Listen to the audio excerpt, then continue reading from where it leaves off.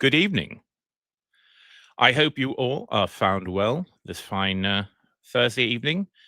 Um, and, well, this is the premiere live stream on my YouTube channel. I never thought it would actually happen, but of course, the day has come and Providence has been on my side. My name is, of course, John Dee, Mr. John Dee to you, sirs and madams. We are slightly late because our third friend is not yet with us. So we're going to, say greetings and salutations and talk until such time as he arrives. And if he doesn't arrive quickly enough, then I suppose we'll just have to go ahead. So this is the premiere stream on my channel, and of course we will be having a conversation, a free-flowing conversation, well, not any scripted or planned elements here. And I am joined, of course, by two wonderful gentlemen who are also David Lynch appreciators to varying degrees, and the one of them who is here, of course, is my friend Prudentialist. How are you doing, Prude? I'm doing quite well, Mr. D. It is a pleasure to be on your inaugural stream, and may I say, from one content creator to the other, it is so nice to finally drag you down into the trough where the rest of us piggies are. So I hope that you enjoy it as much as I have for the last 5 years, and if you don't, then you're definitely going to enjoy it as much as I have for the last 5 years. No, so this is a great time because I watched this when it came out when I was in college. It was my last year of college when the return season came out.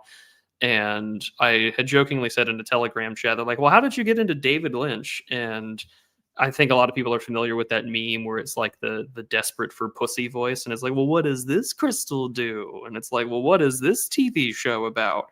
So in the long span of things, I have to thank my college ex-girlfriend for getting me interested in David Lynch and Twin Peaks in particular. Who would have thought I would be the dirty hippie and say that it was for a woman that I got into such things? But here we are. And I'm looking forward to this discussion because I've now seen this series 4 times over the course of the last several years. And I think that it'll be really good to break it down and see how far we go. Yeah, we're going to be here. Well, thank you again for that, and I'm very pleased to have you be my my first guest on my channel. We've been acquainted for quite a long time, and you're one of my favorite people and creators, and so thank you. And of course, you should all visit Mr. Prudentialist's excellent channel and his thingamajiggies and his substankies, or all those things. I failed to ask which links you'd like me to put into the thing, but I'll do that later. I've got a Twitter link anyway, but you certainly you should all shortly follow Mr. Prudentialist. Yeah, well, my relationship, obviously, I watched Twin Peaks, the original series, when shortly after it came out, back in 1991. I suspect. I've admired David Lynch for a very long time. So I was filled with both excitement and trepidation when I heard that he would be wading back into the world of Twin Peaks. Back in 2015, I think that's when it was announced. And of course, I've watched this. I've watched it probably about 4 times or 5 times. But the first viewing, I would say my sort of thoughts about it and my feelings about it have changed quite a lot. I had a lot of misgivings when it first aired and when I first watched it. But I've actually come to really appreciate it. And of course, particularly now, in light of the fact that that David Lynch has gone to the great beyond, it has a special resonance because it was, of course, his last cinematic work. The last thing he did, in film or television. So I think there's a special resonance there, and I think that there's a real bittersweet kind of feeling that goes all through it that I think has some philosophical implications. But anyway, just for people to know, we'll be here for 2 hours, and obviously we're not going to finish it. So if my friends will deign to join me again. We'll probably do it again a few times until we get through it. And joining us, of course, is my other friend, and his name is C. Sandbatch. How are you doing, Mr. Sandbatch? I'm here now. You know, like, I'm on my phone right now, and the wildest thing in the world has been happening to me. I think it's some dumbass thing that I've done, but my computer router goes out every couple of hours, and this is how bad it is. The only thing that I've been able to fix it is put it in the fridge, which is like the most Lynchian fix imaginable. So it's somewhat apropos. But for now, I'm on my phone. Wow. Okay. I remember someone doing that with their console. It was probably an Xbox. It's probably Xbox 360. I don't remember. Anyway, well, I'm glad you finally joined us. We just, gave our gentle introductions, and we talked about our various experiences when we first watched Twin Peaks: The Return. You, and I know this for a fact because I watched it with you. You only recently watched this series within the last few months. You have not been, like, at least digitally present for any of my exposure to David Lynch's work except for Blue Velvet, which was the first one that I watched. Like, you have been present at every other moment. It's just wild. Yeah. And so for people who are listening that don't know, I'm kind of an odd person out here. David Lynch is a character that I think I first started drawing comparisons to David Lynch characters whenever I posted a picture of myself in a shearling jacket and a Santa Fe shirt in a motel outside of San Francisco after a crazy woman kicked me out of her Airbnb. And ever since then, Lynch has been on my radar, but it wasn't actually until this year. It was the Blue Velvet viewing, which I did with Mike and Cap over on Drive Time Movie Night. I had never seen a David Lynch film, and since then, Dee and I have been watching these things together pretty much all year, and he went from zero to position of escalated importance to me very quickly. So it's really cool to be here, but I'm kind of the odd one out in a lot of ways. Is I am not in any way a long-term fan of David Lynch. I'm just I'm watching this guy and I'm oh, this is really good. He's doing good here. And of course with respect to Twin Peaks as well, I don't know if you remember, I was initially into Twin Peaks, and then my interest in it sagged appreciably. And then when we started watching The Return again, I think it was, we did Fire Walk with Me. We watched it with Oliver. And then when we started The Return, I suddenly got really interested because I was this is very interesting and different. So I ended up just this may be the best television ever made. How's it going, by the way, Prude? I just came in really hot. I'm doing great. How about yourself? Pretty good. Yeah, well, I think it's good because I think we all have very different perspectives about this, and I heard from Prude, of course, that he may also have some perhaps more critical comments, which is good. I'm speaking of so I have accompanied Mr. Sandbatch on his David Lynch journey. And it's always nice. I mean, anyone who knows, who has favorite films, it's kind of wonderful actually to watch them with new people sometimes, because you get this just sort of fresh perspective because you're sitting there kind of thinking about what this is like through their eyes or through their perception. The only moment I had to kind of drop away was I just could not make it through the middle of Twin Peaks season 2. I just couldn't do it again. I had just done it, and just when Wyndham Earl shows up, and so I had to dip out until the end with that. But otherwise, no, I've been there all the way with Sandbatch, and it's been great.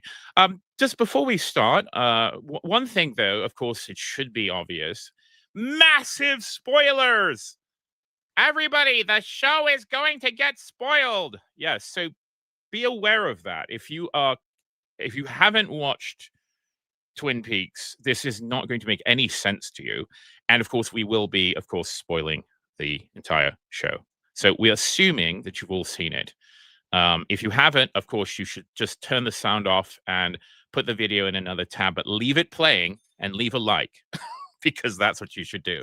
And also, of course, before we go on, I have a little message for everybody. Yes, so some said no super chats. No, there are no super chats. I'm not monetized on YouTube as of yet. But if you would like to support me, there is a way.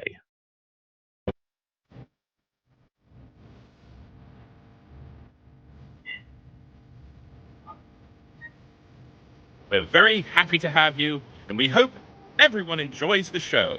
If you would like to support Mr. D and his various efforts, including this new channel, you can visit buymeacoffee.com/John D. And as you can see, that's spelled IOHNDEE. That's buymeacoffee.com/John D.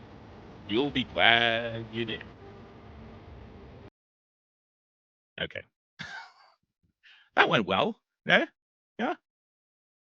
I was wondering if you were going to play the same one from the Spaces, and I was like, oh, nope, he changed it. It's there. No, that's the same one. That's the same. That's the same one. Anyway, let me. Yeah, gonna get rid of that. Okay. Well, all that business is out of the way. So I suppose we should start. So what I've done, of course, because you can't play clips of things. I don't want to run afoul of the copyright bots. So I have, of course, taken a massive number of beautiful screenshots, and I'm just going to use those as kind of visual reference as we go along and kind of talk about the show. And we're kind of going to go through it semi-chronologically, with various diversions along the way. But so what's the best way to start? I mean, does anyone have any sort of general thing to say about Twin Peaks: Return as we dive in? Should we start where we left off 25 years ago? Yeah, and that is, of course, I mean, as you can see, this is the first image that you see when you watch episode 1, which is material from Twin Peaks season 2, where, of course, presciently, Laura Palmer snaps her fingers and says, "I'll see you again in 25 years." And it was almost exactly 25 years, not quite, I think, but pretty impressive, actually, because I was particularly excited about this when it first came on the screen, because I remembered this. One of the things I always remembered is her saying that, and I've always been like, what does that mean? Now, in the context of the old Twin Peaks season 2, Dale Cooper, when he's in the Black Lodge, he does have age makeup on, like he's meant to look 25 years older, but again, it's a nice sort of hook for what comes with the beginning of season 3. So any kind of thoughts before we start in, eh? Last night I was thinking about this, and I think it's somewhat important because, when we did Mulholland Drive or whatever, I was fascinated just to read that set of 10 questions that Lynch had prepared for anybody who was going to wade into that muck. And it struck me how often, like, very important things occur in his work very early on. And I think it's incredibly important here that you essentially begin in a severely temporally destabilized area. So it's like there's no initial grounding like you would have, like you sort of tend to expect.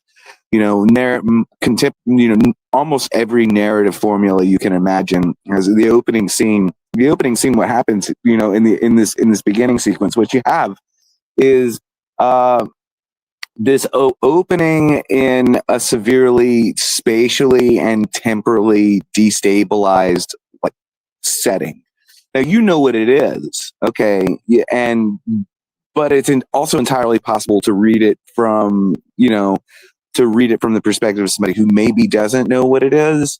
But you can see, you sort of see immediately, you're sort of building on this established truth, and then there's also a truth available to a viewer that you're in somewhere that is especially in our, like, 'cause I hammer on this point all the time, temporally destabilized. It's very important for his work. And then I was thinking about this last night. What would I say to somebody? What one question would I give someone if they were watching Twin Peaks: The Return with fresh eyes? And that's, if you knew you had freedom, what would you do with it? And I think that's a really important. I think it's also it's important for beginning a discussion, maybe, but also for the specific context of this scene. See you in 25 years. Okay, so it's 25 years now. What are we gonna do? Yeah, it's a good point. I mean, of course, because you start to come to. I mean, if you know the story of the television series Twin Peaks, David Lynch was heavily involved with it, basically for a while, and then gradually, of course, the vicissitudes of actually working in television and various.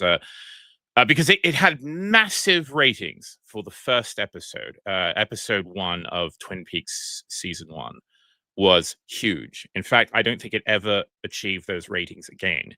And so the studio, which was, I think, ABC Television, was, of course, initially very, very excited. But as the show progressed and the form of it started to take shape, and, of course, as ratings started to trickle downward a bit, the studio, I think, got very nervous and started to assert itself in kind of quite obnoxious ways. And Lynch, who was not really used to work, I mean, he'd done a lot of commercial work. In fact, one of the things I think is least known about him is that he directed an absolute quantity of adverts, television adverts, and things over the years.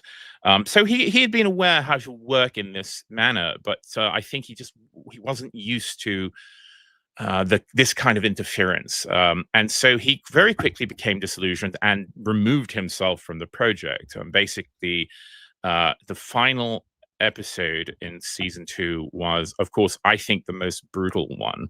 And it was, of course, the episode where Maddie Ferguson met her end. And I think that's one of the most brutal things that had been on regular television up to that point. So, and then Lynch sort of just washed his hands of it and left. I mean, he came back to kind of cap it off in the best way he could, but he made it clear over the years that he was very disillusioned. He was not happy how it turned out, and so, and then, of course, questioned afterwards. I mean, frequently people would say, "Well, are you going to go back to it? Are you going to go back to it?" And he was always quite adamant. No, I'm not going to do it. I'm not going to do it. There's no reason to go back to it. And so then finally in 2015, when very surprisingly he said, "Well, yeah, maybe we are going to go back to it." I do think the question is, well, why? Because of course for him it was not going to be for financial or commercial reasons, really. Like he wouldn't have gone back to it without the understanding that he was really going to do something with the idea. Like, what does it mean to return to this thing, which of course was your creation and which is so associated with your work, which then subsequently so many people screwed up. And famously Diane Keaton, who I think directed the worst episode of the original season 2. So what do you do? And of course, when you've been hounded by fans and the media for all these years, you've got to bring back Dale Cooper. We want to go back into that quirky world, and we want to see, we want to see Lucy, and we want to see, Deputy Brennan, and we want to all those happy times. And I think, of course, Lynch is absolutely not the person to say, well, I'm going to indulge you in that. So I do think that there is almost, when I went into this, I sort of felt like this is not going to be fan service. He is not going to give you a loving spoonful of cherry pie and a nice cup of coffee. And in fact, I almost, before I even watched it the first time, I always thought this is going to be punishment of a sort. And I actually think it is and it isn't. So I understand, I mean, this idea of freedom, because of course in his case, this was basically Showtime saying, here's within limits, you can have as many episodes as you want, and here's the money, you figure it out, you do whatever you want. And of course, that is paralyzing in a way if you're a creative person at all, if you're an artist, writer, whatever. Sometimes that sort of completely open path, particularly after your career is already established, after you're you're no longer a young artist, that can be paralyzing. And I think, of course, with Lynch, it turned out not to be the case. Anyway, do you have any thoughts about that, Prude? Yeah, I think that there's a lot there from the both of you to really work off of, and I think true to your word, there is punishment to the fans in the sense because Twin Peaks, like a lot of television shows in the 90s, are the last sort of vestige of like true monocultural artifacts that everyone was watching this. Like we will never have TV in the same equivalent that everyone had the ratings for Twin Peaks, or even saw the final episode of MASH, or even the final episode of Friends, and that was in 2004, which had over 10 plus million people watching it. But I mean, to have over 10 million views on something that had been going on for years and years and years is very hard to even think about. And so few television shows post 2005 get to really land that perfectly. HBO has tried their hardest. AMC has tried their hands at a few solid endings, and they're very few and far to come between. And so to have David Lynch kind of return to something that had famously, he had television, late night TV show appearances. I think he was on like Letterman and a few others at the time, talking about the show and ABC wanting to cancel it, and him constantly fighting with television executives about wanting to actually solve the case of who killed Laura Palmer, because he famously never wanted to do that. He wanted this just to be the question for you to dip your toes into the world of, and giving the audience freedom to investigate all these other side questions and things that Frost and others that worked with the show would later expand on in books and interviews and things like that. And so to kind of return like 25 years later, we're now in this really interesting position of there is still a dedicated cult following. There are people who have discovered it like myself via Netflix and via all of Lynch's filmography. And it's like, cool, I get to come back to this world.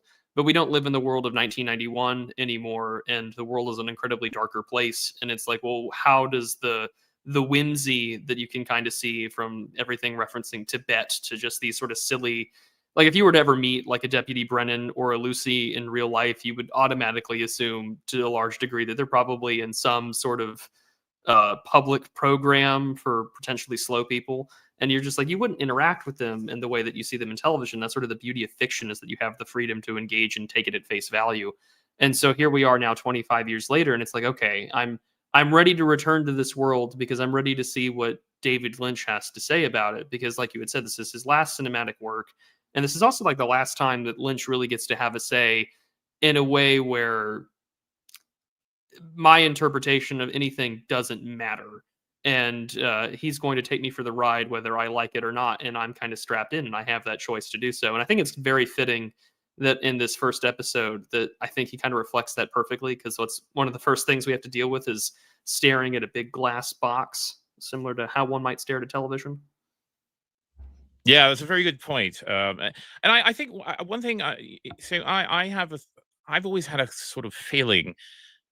I mean, it's certainly not unique. I think a lot of people have said that Twin Peaks is kind of meta. It's kind of a meta television show, but in a way, I think it's less that, but it is certainly. I think it has always been a kind of commentary on the idea of television. If people remember back in season 1 of Twin Peaks, there is a parallel.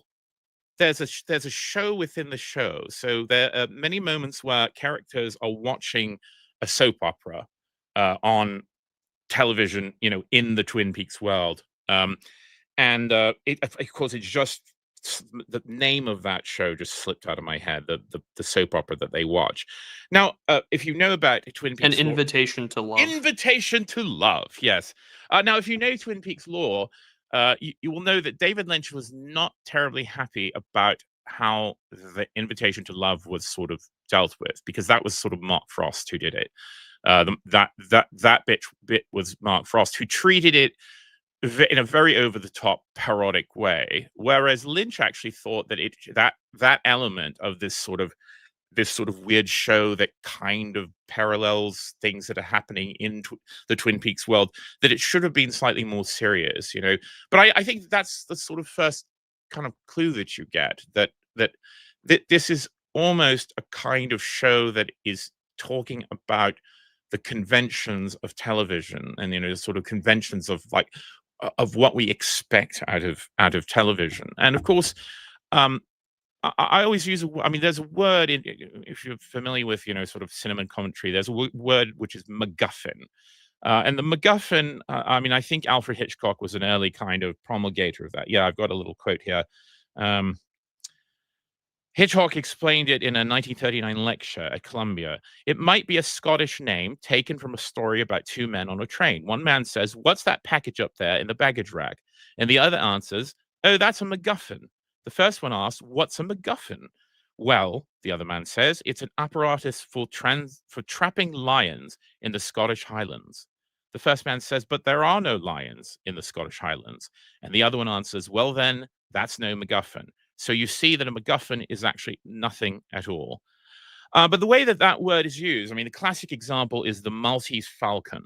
If you've ever seen that film, the name of the film refers to this statue, this artifact, which is the driving force behind the entire story. Yet the statue doesn't really mean anything. You know, it's just basically a device, you know.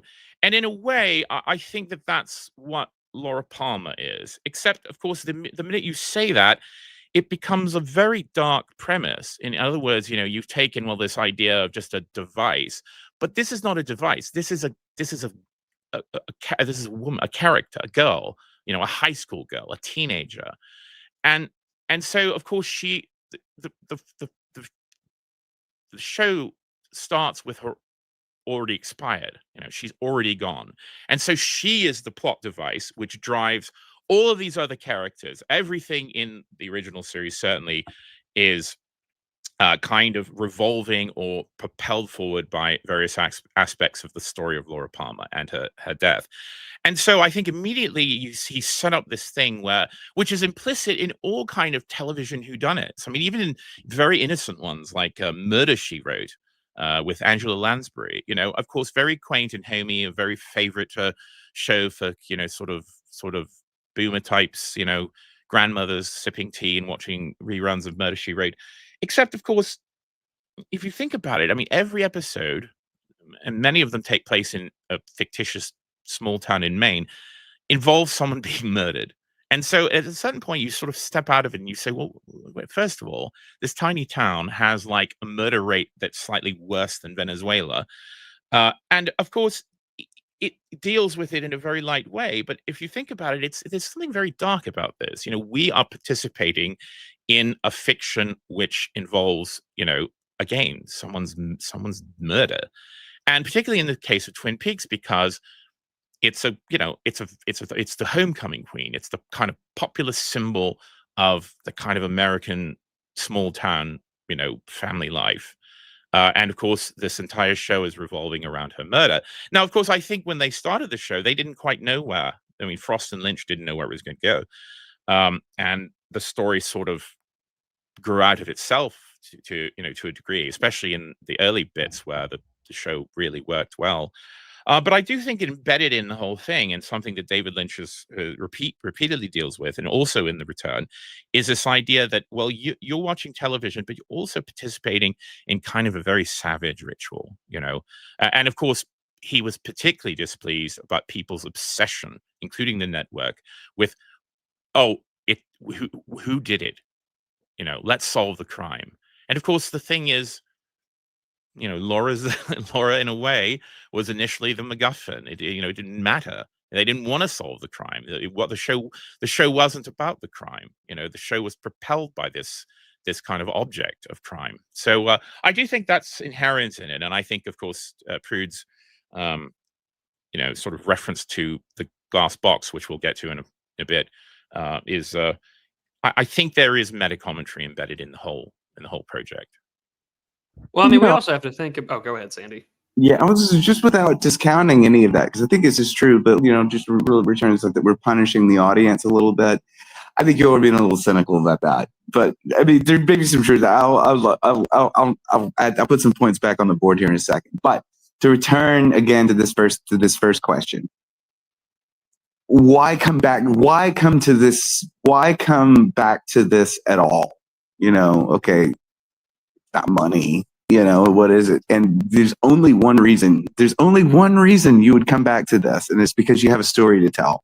Okay, and okay, if you have a story to tell, and it's a story that you find compelling enough that you want to go tell it, this is the thing that this is the thing about The Return that sort of really fascinates me, is that it's in Twin Peaks, but it's Prude said, these people, when these people from the previous show return, it's always in some really immolated form.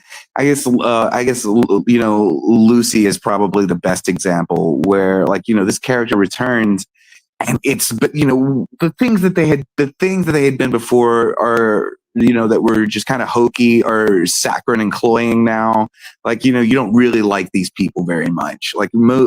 I'm astonished that nearly all of the returning characters, first of all, they don't get treated very well, and second of all, their issues, the things that drove them around, the things that animated them in the first two seasons, are not really there. We're really looking at an entirely different story. And this is where I think the punishment stuff may come in a little bit, which is that we are occasionally given these characters, and we're given these sort of plot staplings and this sort of thing. We're given these intrusions of this previous story that maybe didn't work out as well, and it wasn't terribly resolved. But one of the internal tensions in the Return is this story of Laura Palmer playing out against what is actually, I think, a totally different story. And so they're not in parallel universes or anything like that. We're not doing a multiverse thing here, but these same characters, they're bled down. Their concerns, with a few exceptions, the log lady, for instance, her story is very urgent. But the other characters from the previous series, they're not really agentic. Instead, we get Harry Dean Stanton is a character that is incredibly agentic. Every episode is, we get Albert. So we never got that much from him in he's a minor, he's a red shirt in, Twin Peaks season 1 and 2, but he's a major figure. We get Diane, who we've never seen. She's literally a MacGuffin in seasons 1 and 2. You get, and then you get the two characters, then you get the two most interesting ones, which is Kyle MacLachlan, who is given the top billing, and I don't think that was the case in seasons 1 and 2. It's very clear at the end of every episode, starring Kyle MacLachlan.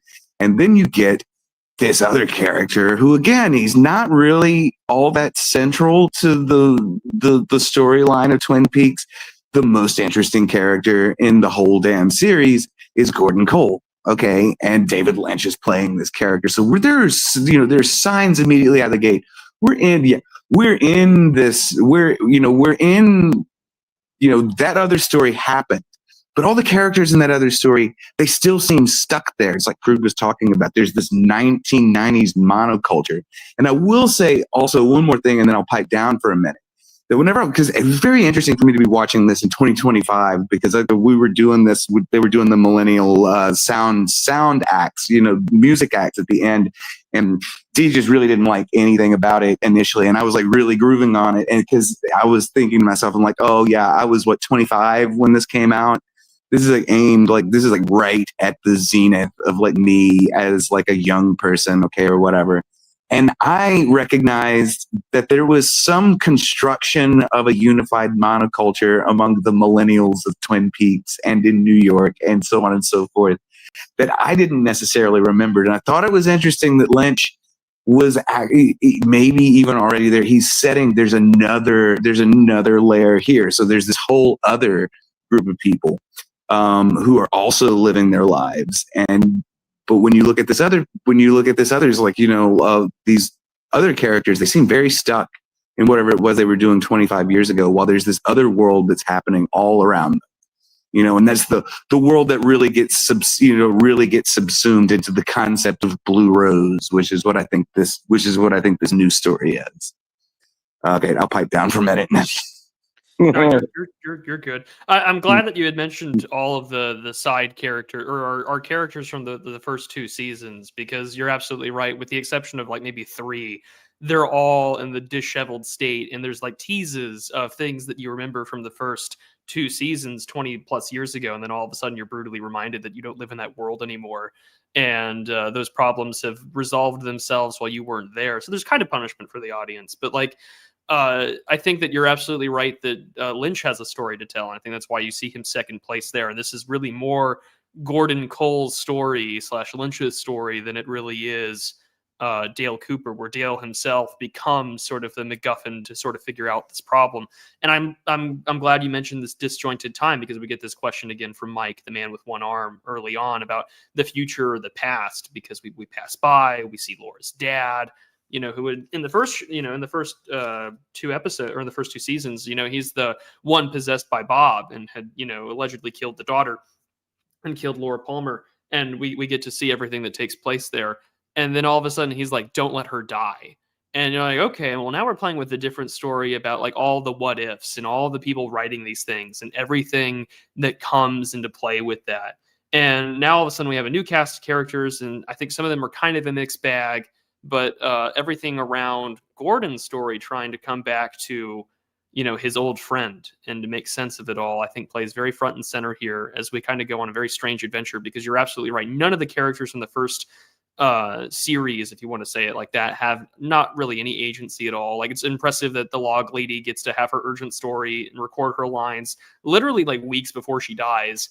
And we have everything else that's in place there, but they're all different, and they're all kind of screw ups in their own way. Like, Mikey had a motorcycle accident. James Hurley had a motorcycle accident. Everything's fine. Even though he's kind of like the same old kid he was, still obsessed with the same girl. And really it's Bobby who's like the most redeemed one on the police force and things like that. But everyone else, it's like, okay, their time is past and we have to put those pieces together ourselves. But the story in front of us now is the Black Lodge. Dale Cooper's doppelganger has been all over the country for the last 25 years. And the consequences of all of this while Dale has waited. And lo and behold, we have been introduced in media res 25 years later. You have a mission to do. Indeed. A few other things related to what you gentlemen have said. I mean, first of all, yes, the Gordon Cole thing. I mean, it's always the Gordon Cole character has always been kind of cheeky because, of course, remember he's the director of the Philadelphia field office. And first of all, I mean, it's kind of, it's kind of right on that of course David Lynch casts himself as the quote director of the Philadelphia office. And of course, if you know David Lynch lore, he speaks of Philadelphia. He spoke of Philadelphia all the time. He said, because he lived there, he lived in Philadelphia in the late 60s and early 70s. And he said it was the meanest, most horrible place he had ever been. And yet it was absolutely important to forming his artistic identity. He basically said that a lot of his outlook and his sort of artistic vision was crystallized by living in that place. And so, Gordon Cole is kind of fascinating. Also, I mean, if people know what Gordon Cole is, so Lynch famously actually said he didn't watch a lot of films, and I believe him. In fact, when you're a person who's driven and doing so many creative projects, you don't have time to consume a lot of other media. I don't watch a lot of films. I mean, the films I watch tend to be films that I watched previously in my life that I have great connection to. But I've watched almost no new cinema since about the year 2000. But of course, David Lynch has said that of the films that he has watched, he has some great favorites. And he always said his favorite film was Sunset Boulevard, which is, of course, an absolute genius film from, I believe, 1950. I should know, about 1955 maybe, starring Gloria Swanson, who was a star of the silent film era, but actually who comes back in, and she's in her 50s, but she plays a kind of washed up silent film star. And then there's a young detective, and there is a very fascinating and twisted story that happens there. But there is a scene in the middle, and of course, there are many interesting cameos, including by Cecil B. DeMille, who was a famous producer, one of the most famous Hollywood producers, certainly of that time, probably almost any time, and he plays himself in the film. And of course, he, in the world of Sunset Boulevard, he had directed Norma Desmond, who's the name of the Gloria Swanson's character. He directed her in her heyday, and he's sort of humoring her. But everyone, of course, knows that she's just completely mental at this point. And so she visits the studio. She visits him on the set of whatever he's working on, and then she drives away. And one of his assistants is there, and he said, they're saying something about that she thinks he wants to cast her in his next film, but in reality, all he wants to do is rent her car. Like, she has this extraordinary old limousine, and all he wants is to rent the car. But she thinks, of course, she's going to be cast in his film. And so after she leaves, he's like, well, we've got to do something about the car. Get Gordon Cole on the phone. And that device is, you actually see that clip from Sunset Boulevard is played in a later episode of Twin Peaks: The Return, which we will get to. But that's where Lynch got the name of that character. And of course, what's even more interesting, given Lynch's fascination with Los Angeles, is that the name of that character came from the fact that if you drive, I believe if you drive Sunset Boulevard, and this may not be the case anymore. I don't know if there had been some reconfiguration of the streets, but back when Sunset Boulevard was made, you pass a street called Gordon, and then you pass a street called Cole. And so the writers of that film actually got the name because this was just something that they saw, and they thought, Gordon Cole, that'll be a name. So there's a very deep sort of bit about the Gordon Cole character as it relates to kind of artifice and cinema, and I think, he becomes, of course, a very important character, as he was in the original program. And there was one other thing, but I may have slipped my mind. And I think something also to pay attention to is that Lynch, he has several obsessions that go through all of his work. One of them is the sort of slipperiness of identity, the sort of unfixed nature of what it means to be an individual, one person as opposed to another person. And so many of Lynch's films, projects of various sorts, are quite concerned with this idea of identity being very murky, and particularly with characters who where there's slip. And of course, that is a huge factor in Twin Peaks: The Return in many different ways, which I will talk about when we get to it. So, and also, of course, this slipperiness with time. There's a temporal instability. Of course, there's a very important line that comes in the very last scene of the Twin Peaks: Return, which is, "What year is this?" Which I think is sort of a key to a lot of what we're dealing with. Exactly where are we? Where are we in time? Where are we in space? And where are we in our identity? Who are we? Where are we? What are we? I think there's this constant, instability in all of these things which should be fixed. And I think that's quite a curious aspect of all of Lynch's work, particularly this one. Well, first of all, is my audio better? Yeah, the clicking is gone. Yeah, the clicking is gone. It was clicking. Yeah, like I could see the chat savaging me for it. You're all a bunch of heathens, by the way. But the thing is, I would refer, because this is weird. This is the reason I get in. The reason I got into Lynch so hard, so fast, is these are the things that I'm always concerned about in my own work. Is like, how does time move? What is the experience of time moving? And what does the experience of time moving have to do with the idea of freedom? Okay, so like again, I asked this question: if you knew you had freedom, what would you do with it? And when we open here in this first episode, we're introduced to two doppelgangers. Okay, and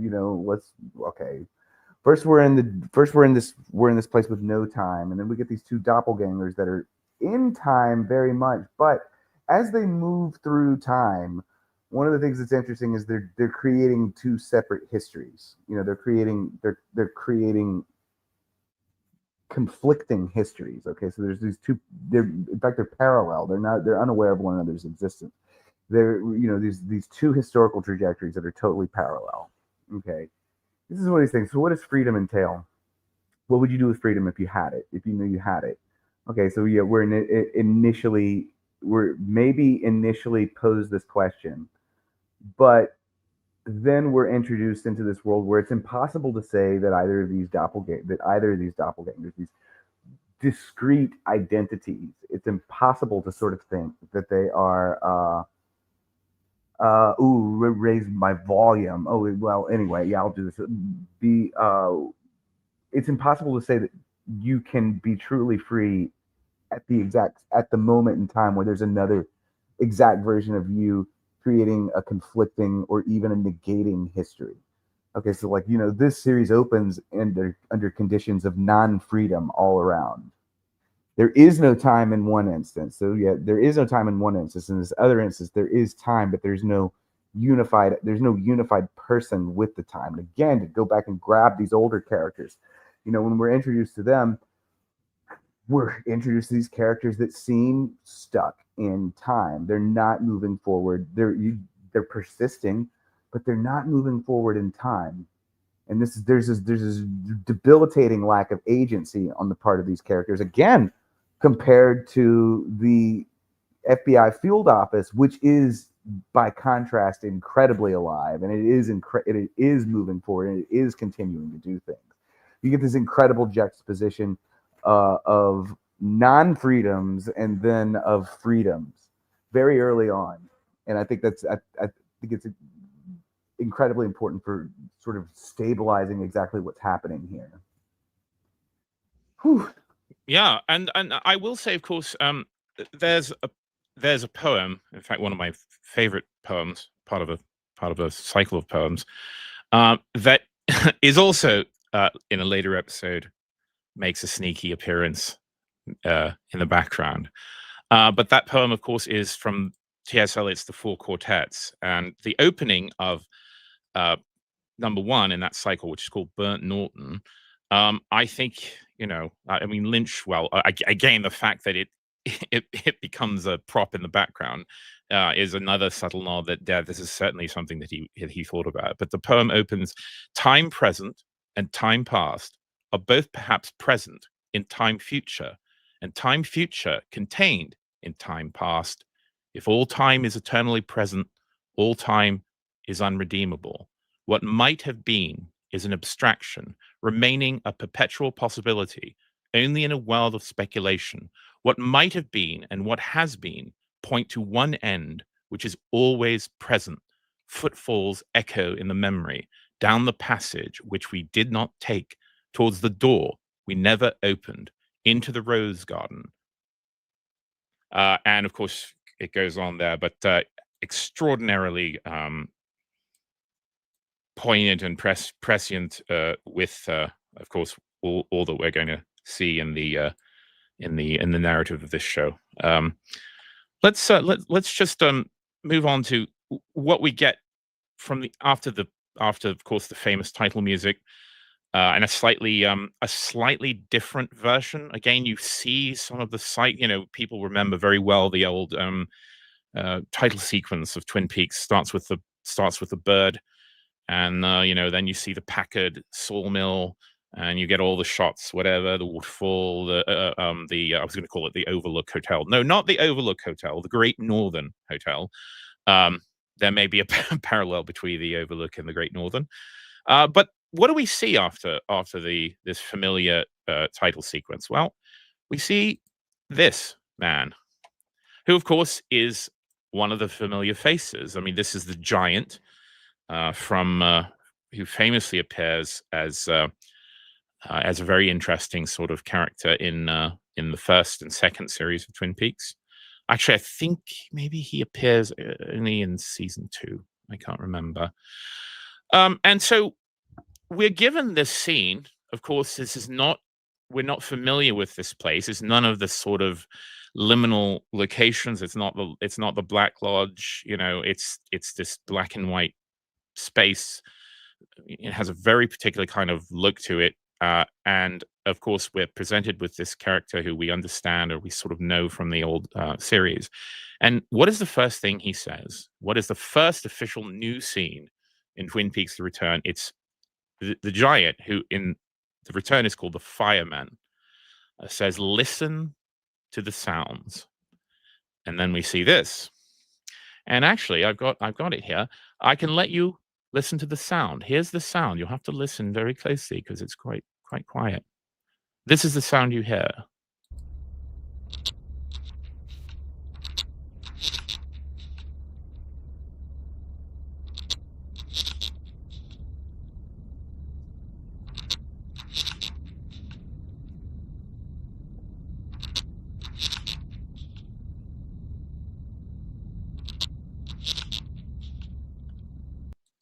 And yeah, and again, all those repeats. I mean, that's what you get. And of course, who is listening to this sound? But of course, it's Dale Cooper. I don't have a screenshot of him.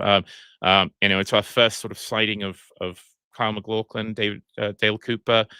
And again, what is this? I mean, what are we being presented with? What is our first sort of foray into this? Of course, it's this strange moment where we're being told to listen to a sound. And this scene is very interesting because there's a lot of information presented in this scene that means almost nothing, but is actually, of course, a series of keys to everything that we will see in the rest of the Twin Peaks: Return, which I think is a fascinating sort of basically, here's the key, and now you're going to have to find the lock that it opens, which also reminds me very much of Mulholland Drive, where Rita shows up with a blue key, but of course nothing to unlock until, of course, the end of the story. So did anyone have any? I remember just being very. I remember actually turning it up and actually taking a clip of that sound and playing with it in audio editing software, because I thought it sounded a bit like a voice, like it was actually a voice, but it isn't. But did that strike anyone as a bit weird? Did this scene have any sort of resonance? The giant's always been, or the fireman. I mean, he's always been, at least in the first season, he's been the harbinger of things to come. To say a key phrase and then to let the main character figure it out. And the same thing is here for us, the audience. It's not just for Dale; it's also for us listening, because we do get a lot of the ending, so to speak, of this series within the first episode, and we are left with a bunch of MacGuffin / mystery boxes, if you want to use those terms, J.J. Abrams style, to sort of pay attention to or to figure out. And it sounds at the same time like a tree branch scratching up glass, but also it feels eerily radiological at the same time. But that's really all I have to add there. Yeah, it's got a little bit of a Geiger counter. Also, of course, it sounds a bit like a like a sort of insect, like a cricket, or sort of something rubbish. Like we do meet in it. We do meet a fascinating insect much later in the series, which we will get to. But curious. And then you get, of course, these various things. It is in our house now, and of course, Dale Cooper says it is. It all cannot be said aloud now. I mean, a lot of this has to do with sound, and of course, I think that's as we know, David Lynch is absolutely obsessed with sound, and often, if you look, in the credits, including in the credits of The Return, he's listed as a sound engineer, sound editor. I mean, he was very involved all through all of his work with the soundtrack, particularly with sound effects and music and such. So, let's see, what else do we have here? Remember 4:30. Given a number. Richard and Linda. Okay. 2 birds with 1 stone.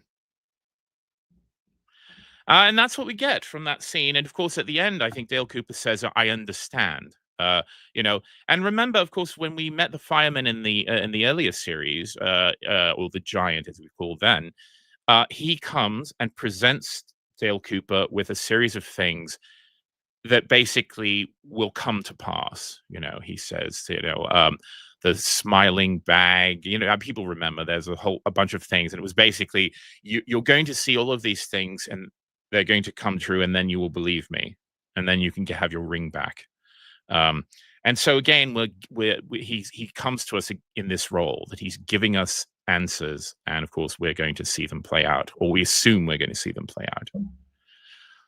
Any thoughts about that before we kind of move on, Sandy? No? No, move on. This is this is where it starts to get interesting. Yeah. So of course we meet, and then of course so much of this, particularly episode 1, is kind of let's. Meanwhile, what are all our favorite characters doing? And so, of course, this is, as we very quickly learn, this is the home of a favorite from the original series, Dr. Jacoby. And everyone remembers Dr. Jacoby. He was a kind of tiki bar loving, he sort of lived in eternal Hawaii in the original series. He even had a Hawaiian wife. Remember, there's a few episodes where she shows up wearing a grass skirt, helping him do this sort of envisioning the. He doesn't seem like the Marion type, does he? Doesn't seem like Marion the type. Audience. It doesn't have to have the audience know. This was the character that Dee said was most similar to me when we first started watching this, and like I can see it. I can totally see it. Because in 2016 world, like not revealed yet, but like again, look where he's living here. He is definitely living in very Sandbatchian circumstances. Is somewhere in he's like the Pacific Northwest version of me here. Yeah, and of course his circumstances are obviously have changed. He's no longer the kind of sort of immaculate tiki man psychiatrist who, of course, is the man to to shine a light into the dark reaches of Laura Palmer's mind in the original series. And now, of course, we see him taking a delivery of shovels. We don't quite understand that yet, and of course, we don't know what his role is. But of course, we learn one of my favorite characters actually in The Return, and we learn, of course, that he's called Dr. Amp. But that comes later. Sandbatch in a van down by the river, says Woodpit 420. That's totally true. But no, okay, the thing that's interesting to me about this scene is because, again, just to bring this back to my whole bit about, sort of disentangling yourself and stepping into time, there are a lot of character studies that are undertaken very quickly. And one of the things that's interesting to me here is that Jacoby, we don't know this yet, but Jacoby's actually doing pretty good relative to some. Well, of course, this is me saying that. Like, I would totally live there. It looks to me like he's got everything figured out. But there is this thing that sort of happens where the character, the fellow that brings him shovels, brings his delivery of shovels, offers to help him with what he's doing, and he declines the offer, which I think is very interesting.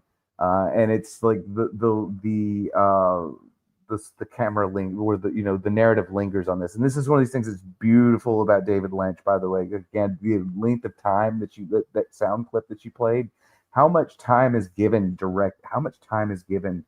to very special things that you're supposed to sort of linger on a little bit. And this sort of refusal of this help is lingered on. It's noted. It's like, hey, whenever you catch the camera, or whenever you catch the story pausing on something, it's always good to look at that, because one of the cool things about having 18 hours to tell a story is you can pretty much burn as much camera time as you want to, and Lynch does that to incredible effect throughout the return. Yeah, there's some really hilarious examples. In fact, there's a kind of, I think there's almost a parody of that in a much later episode. There's a scene where Diane, the character Diane, and the young hot female FBI agent and Gordon Cole are standing in a vestibule, and Diane is having a cigarette. And of course, the relationship between Diane and this younger FBI agent is not so great. Diane is a particularly vinegary character.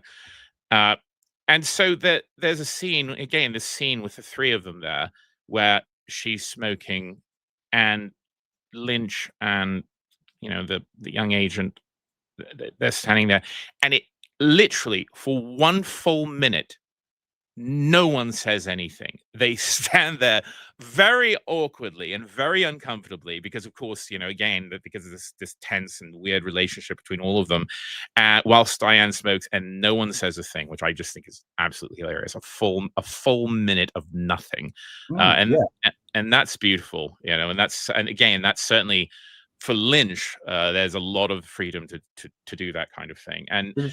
I'm accruing a set of connections here. I mean, a set of questions here that this is how I go about things. I just accrue questions and I ask them over and over again. But I asked initially, what would you do if you had freedom and you knew about it? And then I pointed to all these things about how these different characters are sort of developmentally diseased. Okay. And so like you have Jacoby sitting out, he's out in the woods on his own. And what sort of happens here is he's offered help. He's kind of like he's got a lone gunman compound here set up, and he's offered help and he refuses it. It's a real interesting thing. Okay, so so he might not be stuck in time, but he's stuck in other ways as well. And then to that first question I would ask, what would you do with freedom if you knew you had it?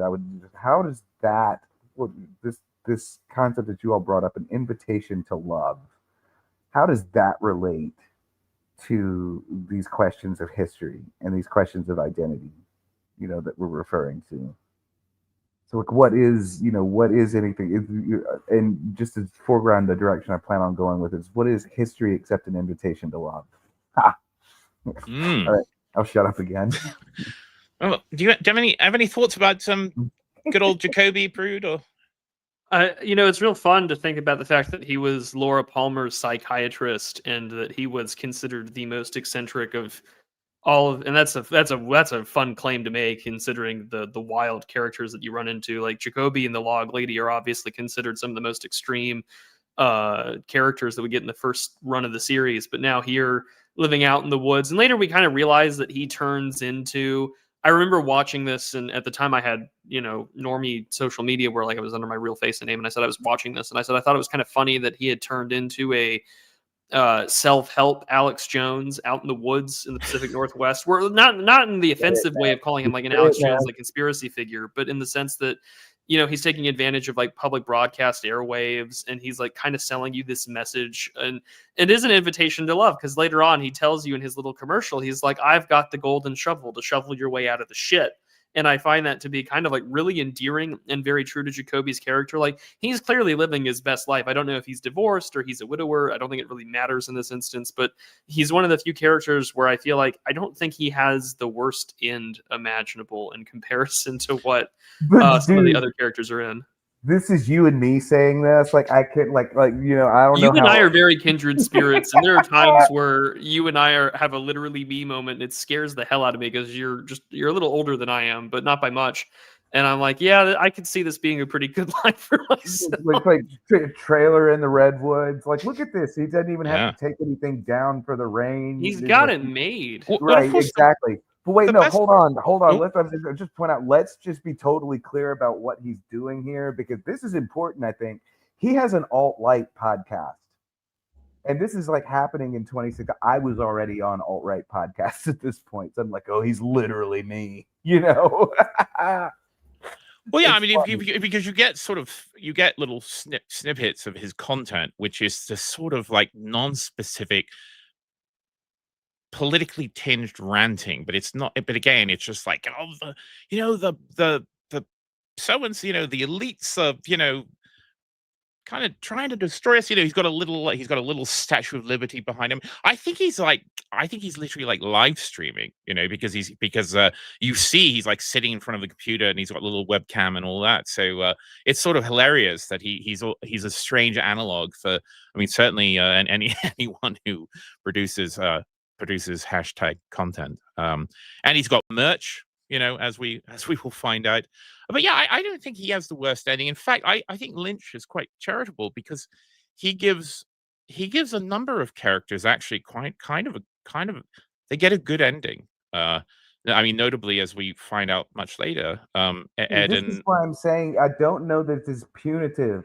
Don't know that it's as punitive as you all want to make it out to be. Because No, I don't think it's. I don't want to imply that the entire thing is an exercise in punishing the audience. I do think there is at times elements of that, but I think there are certainly elements of anticlimactic fan service, and perhaps I have the hottest take where I'm not the length of the. Sorry, we're spoiling it. D gave you the warning at the beginning, but like upon repeat viewing, the length of the Dougie Jones arc wears on me a little more than my first initial viewings, and I'm like, hurry the fuck. Oh, see, I love it. I had those misgivings, Prude, but I came to really enjoy Dougie. And of course, when we get to that, I have a whole theory about what Dougie means and the kind of structure of this as a commentary on television. Huh? One more time before we move on. So I've built this arc. So he's an alt-right libertarian podcaster guy. We know this from the perspective of 10 years on. What is our complaint about libertarians? That they do this like Rambo, like one man in the woods. They think that each man is an island, and he's offered help and he refuses it. This is his like developmental immolation. He's not stuck in time, but he's stuck in other ways. But it's funny because his whole shtick of selling something to others, like the golden shovel, his merchandise, right, to keep the show running, is sold with a self-help message. Right, yeah, exactly. Like, I'm offering you the way for you to lift yourself out of the shit. There's no communal aspect of this. This is a very Randian, become your own John Galt, shovel your way out. Right, yeah, exactly. Well, and then we see, I keep referring to scenes that come much later, but we learn that he actually did help a very troubled character. I mean, a character who was really a lot of trouble in the first two Twin Peaks series. Nadine, to name her. He literally, she does shovel herself out of the shit, and of course, and by getting the sort of, again, ending that she gets, she also helps two other characters, Ed and Norma, also shovel themselves out of this sort of morass of half a century of waiting and running out of time. So in a way, and of course, when we get the scene where Nadine gives Ed his freedom, she's carrying the shovel. She brings the fucking shovel. So yeah, it's kind of wonderful. There's some, there are brief respites of good feelings, I think, at least. I'm also impressed that Nadine is capable, that a drape store can last for 30 years in a rapidly deindustrialized part of the Pacific Northwest. I don't know. There's something really endearing about being that business savvy. Yeah. They're and totally the fact soundless. They're totally soundless. Yep, soundless, totally drapes. silent drape runners,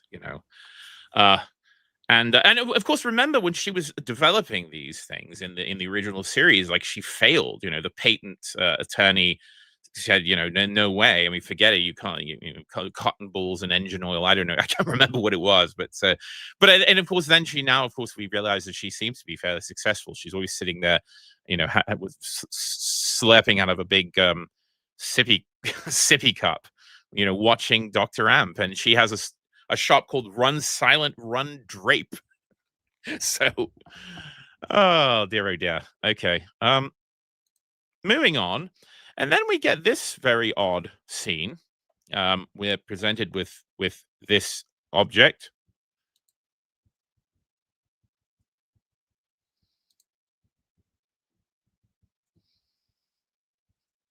And with a new character, who, of course, as we mentioned, sits watching the big bright box in his little, sort of 1950s domestic, sort of 50s design, domestic setting.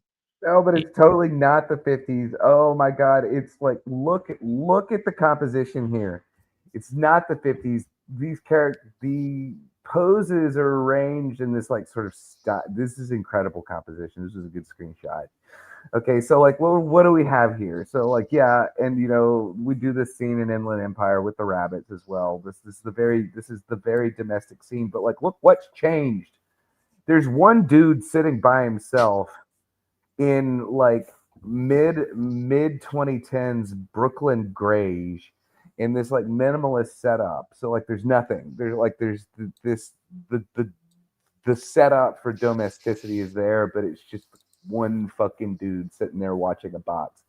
This like is like the like DraftKings sports better from hell, is like setting from hell is what this is. It's the total inversion of the thing that it sort of calls back to. Yeah, I mean, when I said 50s, I just meant the sort of the implication of the industrial design, because which is a common thing. I mean, it's like a brutalist one-man stage play. Yeah, exactly. Like in a black box theater, he's doing some weird, version of of Waiting for Godot or something like that. So yeah, and of course we don't learn at the moment. We don't learn right at the moment actually what's going on here. He seems to be in charge of some sort of surveillance operation. We see him changing these various SD cards, and there's all these cameras, obviously aiming at this thing. And I actually, I'll just to take a slight diversion. You have to give me a moment because didn't get this prepared. There we go. I think that also Lynch is making a very interesting visual reference. Obviously, we know that Lynch began as a painter and a visual artist, and so. Do we know who this is?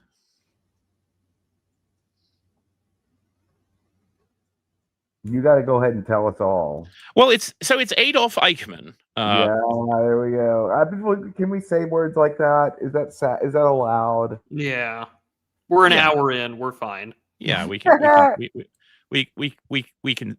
that. Yeah, the algorithms whirring up. They're doing Holocaust denial. Yeah, no. So this is Adolf Eichmann, who was I can't remember. This would have been in the very early 1960s, I think, possibly the late 50s. But he was basically a fugitive, and he was apprehended by the state of Israel, and brought to Jerusalem and put on trial. And of course, he, throughout the trial, he was placed in this ostensibly bullet-resistant box, and so the reason I'm showing this, of course, is that there's a kind of there's an artistic there's a link, of course, to an artist that, again, I know that David Lynch was quite fond of, and who was, of course, Francis Bacon, and Bacon. This is I'm trying to load this thing, and it's What being a very strange cowsed. image. You showed me this, or you showed me this earlier whenever we were watching this. I'm really just now like, what a strange image. Yeah. Well, so Francis Bacon was particularly captivated by this image, and he produced, of course, a painting. This is from 1949, so this is very early. Which and this painting is just called "Study for a Portrait." But Bacon, of course, if you're familiar with this work, and I did a whole series of live streams on Academic Agents channel with our friend Alexander Adams about Francis Bacon, his life and work. But if you're familiar with Bacon's paintings, he often used this device of a kind of box. He a sort of framing device of a painting within a painting. I think Lynch makes several very direct and fascinating references to Francis Bacon's work, and I will point them out when we get to the various scenes. But yeah, I mean, I was very much struck with this glass box. I mean, in addition to, of course, suggesting, again, the television, um, it, it it also I think suggests this kind of Bacon-esque framing device, and I think is also very very explicitly referenced in a later scene involving the box. What is the meaning of the box here in Francis here in Mr. Bacon's work? By the way, I would also point out that I was inexplicably more or less unaware of Francis Bacon's existence. I'm kind of an art nerd too, and I was more or less unaware of his existence until Dee started cluing me into them. Yeah, but what's going on with this box? I like Prude's television analogy. I think that was not. Oh, I something think I that. would. Yeah, I think that's. Well, what's going on with it in Bacon? Well, I What's think going on with it? well, in Bacon, of course. I mean, Bacon was, like any good artist, was very reticent to ever talk about why he did anything. Same with David Lynch. But Bacon, when asked about that, he often just said, "Well, no, it was just a compositional device. It's just a framing device." I mean, Bacon almost. I mean, many of his pictures are the same dimensions. They're quite large canvases, and he often used these sort of, again, these lines. It was sometimes a box. It was sometimes like a kind of circular thing.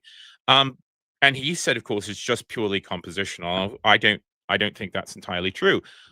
Obviously, the image of Eichmann in the box is, as you said, a very strange and very sort of powerful image. But this idea, of course, a thing of containment. I mean, a literal framing device. Contained Of in course, what? Contained in what? contained in Cartesian space. I don't know. Yes, Again, yeah. The Cartesian space. Here we go again. This is the temporal thing again. So yeah, what takes you out of a square and into a cube? It's a third dimension where it's either there's X, Y, Z, and then have you ever seen like sort of visual representations of like four-dimensional planes? It Yeah. almost always is this it's called a tesseract is what it's Yes. called, but it's almost always this cubic figure. And so what's the fourth dimension is time. So we have this immediate manifestation of this figure that's trapped inside these dimensional coordinates that you could sum up and say that they are history itself, sort of being contained inside this box.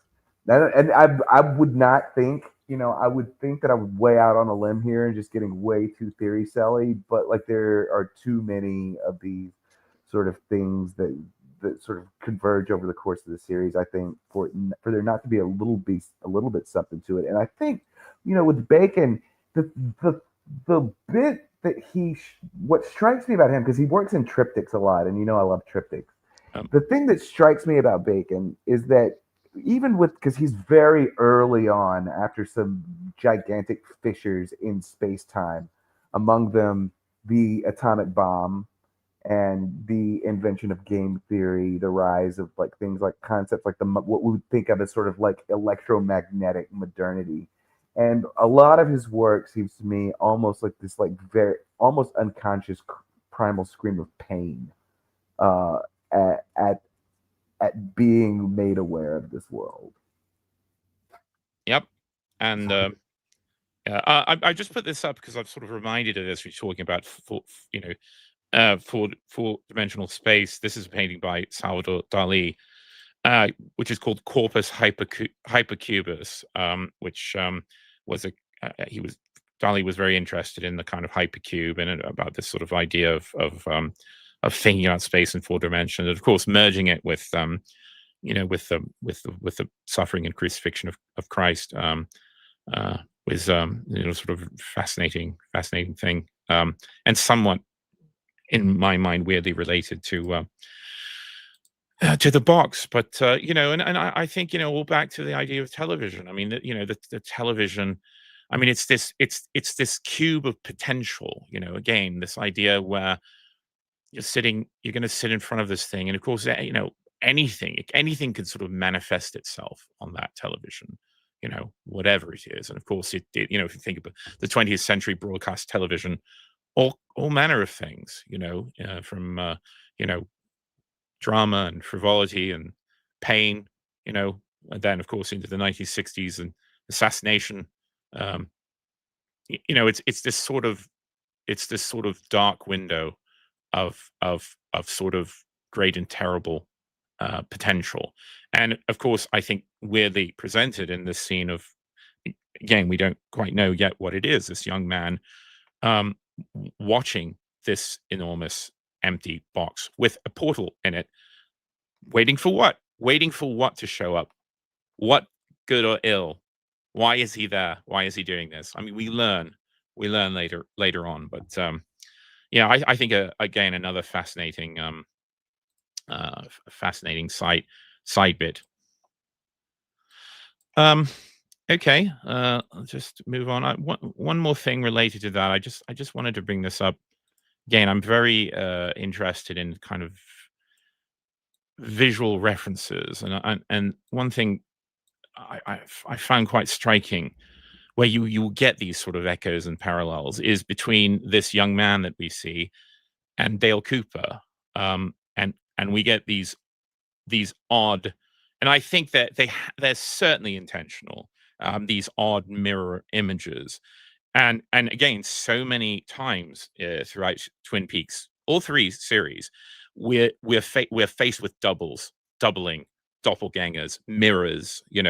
I mean, the character of Maddie Ferguson. I mean, literally a kind of light mirror of Laura Palmer, played by the same actress, who then, of course, to make it even weirder, dresses up like her cousin Laura Palmer and causes Dr. Jacoby to have a heart attack, basically, because he goes and sees her distantly in the park, and then someone hits him on the head and causes him to have a coronary. So yeah, I mean, but I do think that there's a lot of doubling that goes on, and of course, speaking of Jacoby, you can go into psychoanalytic theory with the idea of doubling the self and the shadow, all of these things. But I don't know, I'm a bit far afield. I think there's something to it. No, I think you're absolutely right. There's a lot of doubles that are going to be seen as parallels, and I choose that word very specifically. But you have, of course, our own sort of relatively near liminal red room space, and then of course we get this brutalist New York architecture where we're both kind of staring out, waiting for something to happen. For Dale Cooper, it's to wait 25 years, and for our character here, who does not last very long, he is also waiting, and he doesn't know exactly for what. Neither does Dale, other than he knows that he'll see her again in 25 years. And I find it important that a kiss is sort of also what seals the fate for both men. Yeah. If we remember towards the end of the series, where Dale is now facing Bob and everything else in the Black Lodge, like this is kind of what seals him in here. Whilst he's trying to take on the forces beyond his control. And now he himself, this guy who's just some college kid, to pay for school.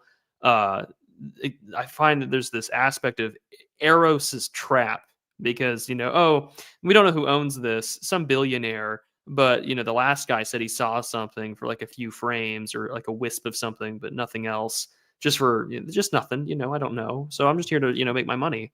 But then all of a sudden, sealing it in with a kiss, we bring out whatever this box, this glass containment, this trap, brings it out. And unfortunately, as we go on, these two are brutally mutilated, clean, no forensics, no fibers, no prints. An otherworldly, macabre scene is left behind of their mutilated bodies.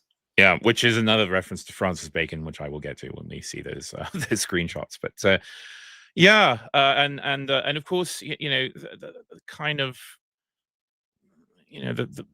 there's also, I think, a subtle reference, because if you remember the sort of trope of particularly the slasher type horror film in the 70s and 80s, what is the thing that predicates many of the attacks in those films? It, of course, is young people having sex.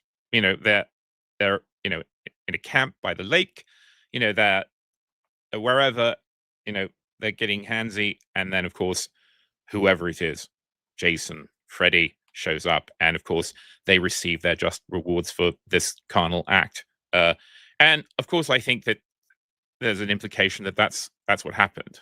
In fact, what seems to have drawn the entity that we see is called in the credits, it's called the Experiment. We don't ever really sort of get a handle on what it is, but it does seem to have been summoned by these two characters. Their names I can't remember. I think the girl's called Tracy. I'm not sure. Yeah, I mean, basically their conjugation seems to sort of summon this entity, which of course then kills them. All right. Also, I'm oddly reminded, not just of television, but also like this whole glass container reminds me very much of like a shadow box that you would hang somewhere. Like and it literally does hang out from the wall. And it's just sort of this keepsake, but also the Experiment. I had called it a shade in my notes. There's this body shimmer, but it's also surrounded by terminal blackness. Which I think is very fitting, because later on, as we kind of get more of the Black Lodge and Dale's escape sort of into the real world again, or our reality, there's that lovely threat or claim of non-existence. And we've ushered something out of that blackness into non-existence, and it's also a feminine form. Like, I mean, yeah. you see the shade, and clearly this is a female figure, curves, wide hips, breasts, and you're like, oh, okay, like we're dealing with the same kind of vengeful feminine forces that we see from Mrs. Palmer later on in the series, as well as the same screams we get from Laura herself in this space. The devouring mother. Yes, very literally. Literally. What? I didn't say anything. Yeah. We're not going to talk about Judy. We're not going to talk about Judy at all. We're going to leave her out of it for now. So then we meet our old friend Dale Cooper, except of course it's not Dale Cooper. It's the doppelganger who we last saw. I mean, the final shot in Twin Peaks season 2 is amazing and memorable. Of course, it's when you sort of think that maybe, I mean, Cooper gets out of the hospital, and and then they bring him back to the Great Northern, and he goes into the loo, and he is about to brush his teeth, but instead he squeezes the entire tube of toothpaste into the sink, and then looks into the mirror and laughs, and then, of course, abruptly smashes his head into it. And who do we see reflected in the mirror? It's our friend Bob. And so that's really that's what we're left with. I mean, that's what we were left with for 25 years. And so we understand that, of course, the bad Cooper made it out of the lodge, and now here he is, and we get to find out what he's been up to for 25 years. So spoiler alert, it's nothing good. No, it's nothing good at all. No, very bad, especially for Diane. Oh, for quite a lot of people, actually. Yeah, no one walks away from Dale, the evil Coop. Prud had a believe women moment there. There's all these dead people, and he's like, "Can someone consider Diane's feelings?" Well, there's a reason for that. I don't think only because Lynch has brought. When I first watched it, I was like, of course he's got to bring Laura Dern in to be Diane. It just makes perfect sense. Yeah. considering everything else Lynch has done. But no, I the other thing too about all of this that I find just absolutely kind of, speaking of mirrors, because this is the last thing that David Lynch ever has done cinematically. I'm sorry, I'm kind of spoiling the ending here, but you're left on this like absolute cosmic horror of a question that lingers on. Like, you know, what year is this? Like everything that you feel like Dale has done everything right. Laura Palmer is saved. The murder never took place. Bob is successfully defeated. Everything from Fire Walk with Me kind of makes sense now. And then all of a sudden you're left at the end with this horrifying question of like, oh no, none of this is right. Nothing is meant to be in this clean little, you know, blue ribbon of first place at the state fair. And the same way we've waited for 25 years to get an answer to what has happened to Dale Cooper left alone. And both of these things are kind of horrifying endings. And I'm kind of thankful that David Lynch came back to do this, to tell his story, because what a horrifying thing to consider for a fictional world where this quirky and delightful and hardworking, like the paragon of virtue of the FBI, has been left in this otherworldly place of, you know, not Gehenna, but just some waiting place where you have no control over anything for 25 years. And it's like the same thing here. And this is the evil that has been standing around in your stead while you have been absent. And I don't think that Lynch never really investigates that except for the conclusion of the story, but it's very much a through line that the audience is left to interrogate. It's like, oh, this evil piece of shit has been the representative of Dale Cooper that we all know and love from 25, 30 years ago on this earth. And he has done some atrocious shit, and we're going to be exposed to all of it and try and figure out what it is. Yeah. Yeah, I mean, someone, Matty G says, I think Audrey even got it worse than Diane, and we'll talk about that in a bit. Very unpleasant implication with the evil Dale and Audrey.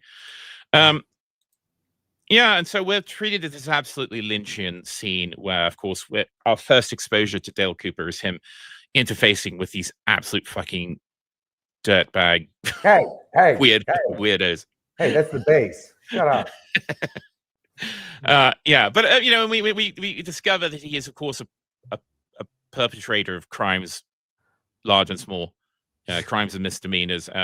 And I mean, since we're not treating this as a purely kind of chronological. You know, we've talked about a lot of spoilers, but we do learn eventually that the quote billionaire who has set up the box is actually the bad Cooper. It's the doppelganger who has employed these people to watch and to look for something, and he is looking for something very specific with the box. But we learn that later on. But so yeah, I mean, after, you know, of course, displaying his particularly foul nature and meeting these absolute paragons of human virtue, including Ray here on the left, and is her name Daria?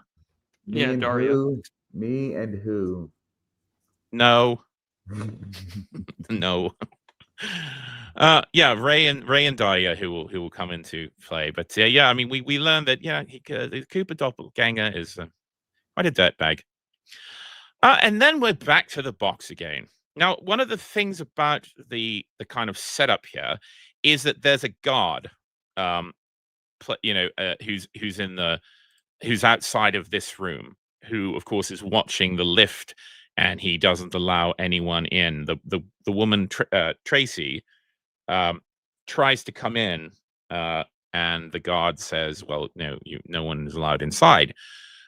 She returns again with more coffee, of course, because that's a trope that we will see many times. Is that, of course, for David Lynch, the ideal woman is one who is pretty and brings you coffee and food. I'm not joking about that. Like, through every David Lynch thing, that's the sort of image of the perfect woman, and maybe he's right about that. But of course, Tracy returns with more coffee, and the guard is gone. He's pretty close. The guard is not there. Disappeared, and so of course, Tracy comes in, and so finally he's not alone. He's got a companion there on the love seat. I also appreciate the bonsai tree, which may be a subtle wink to one of the stupidest plot arcs in season 2, where Wyndham Earl, supervillain, Scooby-Doo supervillain, my least favorite character in the entire series, by the way, Wyndham Earl. But Wyndham Earl, of course, bugs the sheriff's office through a bonsai tree. And I don't know, maybe Lynch has a little... the grayness of this just destroys me in ways. The whole time we watched, it's obliterative. It's like being in a semi-luxury apartment in Austin, Texas right now. Yeah, or New York, or London, yeah, anywhere. It's incredible to me how actually drab the last decade was. And who? And so, of course, enjoying their coffee, 2 young, virile, attractive people, and of course, hanky panky. And let's just say that things get a bit steamier than a kiss. And meanwhile, the box changes. It becomes dark, and of course we see this shade, I think, as you so aptly called it. And well, unfortunately, the big game is interrupted. Yeah, the big game's interrupted, and of course he sees it. I don't. I'm not gonna be able to pull this still up, but of course, the final shot in the entire season 3 that we see over the end credits is this. It's basically Laura Palmer whispering into Cooper. In fact, no, I can pull it up. I pull it up because it's one of these beautiful little echoes. And I just think it's good. Here we go. Yeah, that's not so difficult. The real takeaway is to just never be with women. Well, they ruin your life. Probably true. I was listening to that old John Mayer song, "Half of My Heart." It's the one that Taylor Swift is on, and I put it on, and I was thinking, I'm like, no, block her now. She's gonna cancel you. Here we go. So again, I think a very well planned, a beautiful echo between Cooper and Laura, and of course Tracy, and Sam is his name.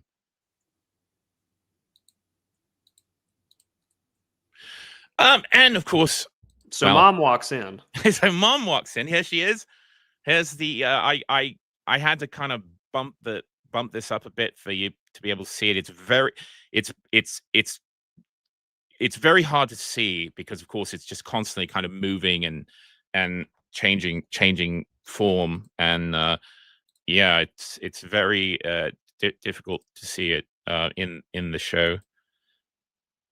But this is what's in the box, and if you will forgive me one final digression, let's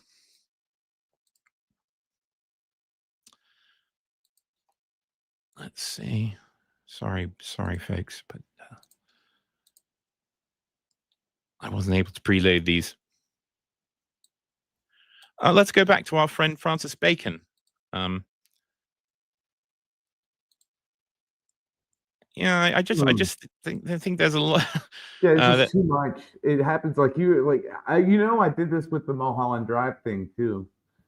The suicide sequence is laid almost exactly over one of Bacon's triptychs. Yeah.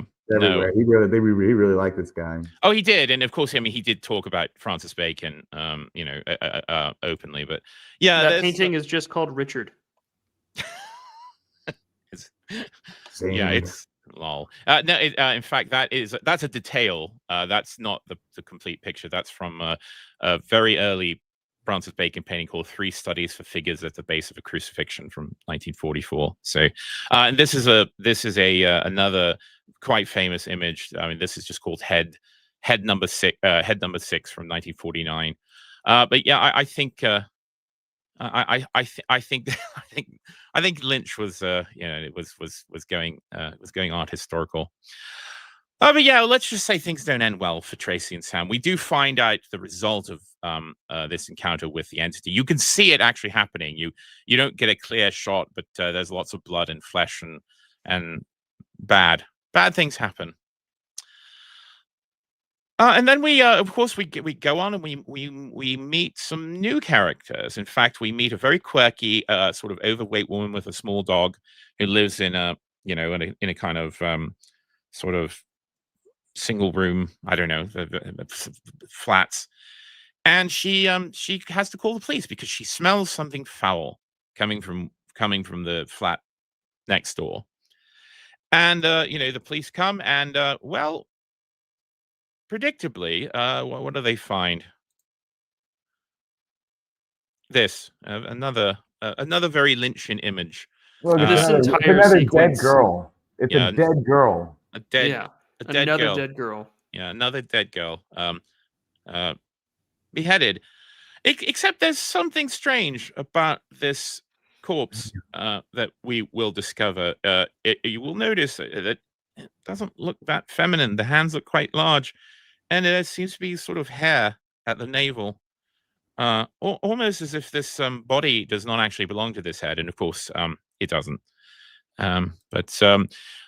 But again, through this, we meet the police detective whose name just slips in, who becomes a part of the story, one of the new characters. We find out who the identity of this person, the person who owned this flat, and yeah, it's a man's body and a woman's head. The thing that I would point out here, though, is that to me, this last scene and this scene, these are the actual inciting incidents. So this is the scene of the crime. Yeah. These are both the scenes of the two crimes that form the end of this story that I don't have a different word for. So I'm just going to call it the Blue Rose, which of course it swallows the Laura Palmer story, but these are the inciting incidents for this series. To me, my reading of them anyway. Yeah, I mean the murder of I mean of course we meet the male companion of this woman, but of course we never meet her. Like Laura Palmer, our first introduction to her is as a corpse. And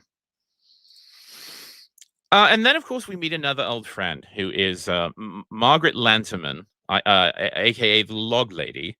Now of course this was quite I mean I knew this going into it, but the actress who played the Log Lady is called Catherine Coulson, and she knew David Lynch since the early 70s. I mean, she'd worked with him since Eraserhead.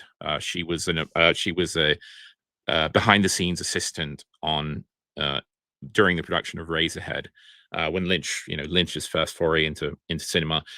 So, of course, it's very difficult to see because, as we mentioned, Catherine Coulson, the actress who played the Log Lady, was dying. She had terminal cancer. In fact, I thought it was like a week before, but actually she finished her scenes 4 days before she died. And they filmed, I think, most of them on the same day or within a couple of days. I mean, again, talk about being a trooper and being a real method actress.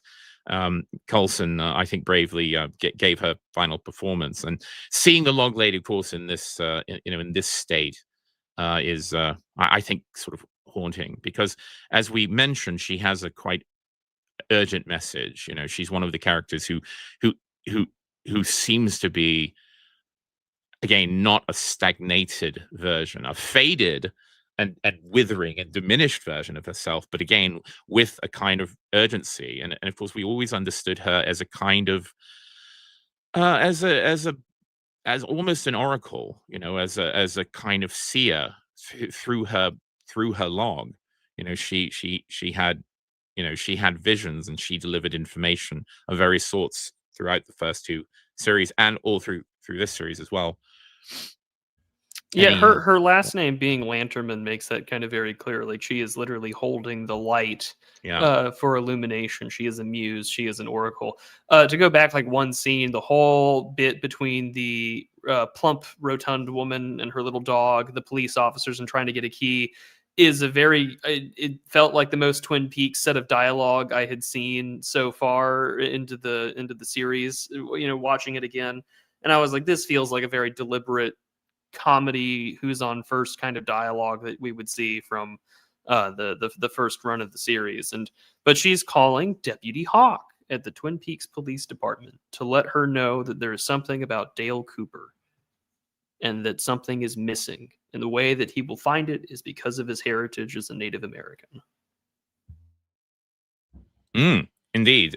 And she serves in a way a sort of a kind of the similar purpose to the giant / fireman, of course, except she's a human channel through which sort of otherworldly information passes. Interesting, of course, that comparison between her and the fireman, of course, because a significant part of her story involves fire. Because if you recall, in the original series, she says her husband was killed in a forest fire, and that the log was sort of saved from this same all-consuming fire. And there are many other lines of course, in the original series and in Fire Walk with Me. There's quite a haunting scene where Laura is about to go into the bar. I don't know if it's meant to be the Roadhouse or if it's meant to be One-Eyed Jack's bar. But and the log lady is outside of it, and she puts her hand, as if taking Laura's temperature, she puts her hand on her forehead and said, when this kind of fire starts, it is very difficult to put out. First, the tender boughs and branches burn, and then soon all goodness is in jeopardy. And so again, much of her dialogue, including in this series as well, has to do with fire. So it's interesting that we have the fireman and then ostensibly Margaret Lanterman, the bringer of the holder of the lantern, the bringer of light, and of course also the firewoman in a strange way. There's an incredible bit there again to build this narrative that I've been building. There's a reference there again to okay, and the theme, and you're the one that pointed this out to me. There's maybe you should stop. Maybe you don't have to keep going. Maybe there's a point at which the things you're doing are no longer good. Yep, and we get that in episode 2. We won't be able to get to it tonight, but yes, in episode 2, of course, is I think another very significant scene. Perhaps if we meet again next time to continue this, but where literally Cooper is given a choice. Literally, you can go out now, and he pointedly doesn't take it. And in a way, of course, I think that there's very much a kind of echoes of classical tales. In fact, that where a hero thinks they're doing right, they think that they're being virtuous, but instead they're angering the gods by, of course, being hubristic. I think that it's almost this getting lost in this headstrong idea of being the savior and righting all wrongs, in a way, of course, that you're challenging the will of God or the gods, if you're going to take the classical route. And in a way you can't. I mean, there are some things that you cannot fix. There are some things that are just destined, particularly things that, of course, have already come to pass, and that it is hubris. It is sort of an absolute offense that you would try to fix things that you're not meant to be able to fix. And of course, that becomes downfall. And again, not spoiling my take on it, but I think that that hubris is what leads Cooper into literal dissolution at the end. So we'll get to finish up episode 1, because of course the next thing that we see, we meet these two, and the male again. I'm terrible with names. I forget the character's name. Anyone remember? I just know the actor's name is Matthew Lillard, and he plays a school principal whose prints are found all over the body. And it is nice to see because for anyone who's my age, they see Matthew Lillard and they're going to think Shaggy from the 2 live-action Scooby-Doo films. No.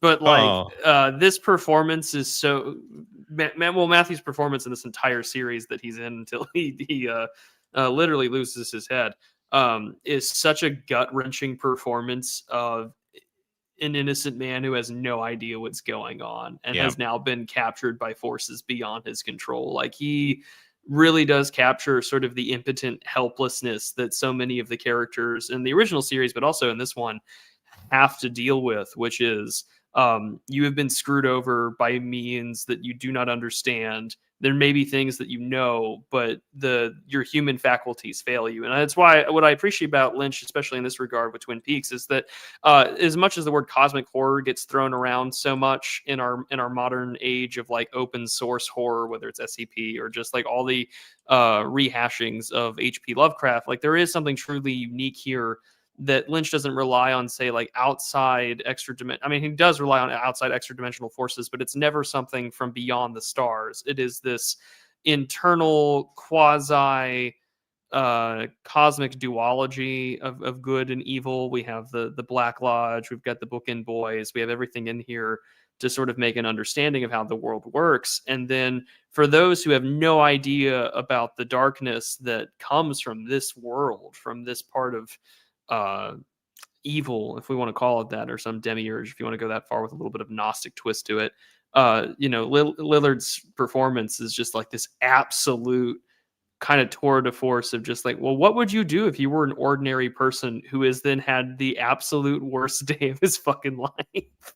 Yeah, indeed. In fact, it reminds me of that line from Network. You have meddled in the primal forces of nature, Mr. Beale, and you must atone. I'm just looking at this image and thinking this is when the FBI knocks on your door to tell you about your kids' fucking Discord messages right here.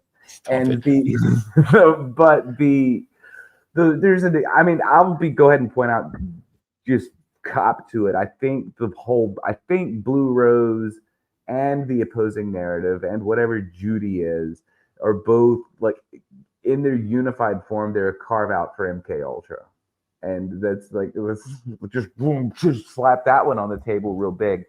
But again, you have this situation here. This is beautiful where this guy, yeah, exactly. He's literally some guy who like stumbles down an Art Bell forum chain and ends up believing in John Teeter. Okay, and that's his introduction into this world. Okay, he just opened the wrong door and like walked inside it. And like this is the moment where it starts to really hit the fan for him. It's just beautiful last moment before the world turns upside down, Yeah. Also, just again, this is an aside, so his name is William Hastings, in the character's name, which is hilarious, of course, because William the Conqueror won the Battle of Hastings.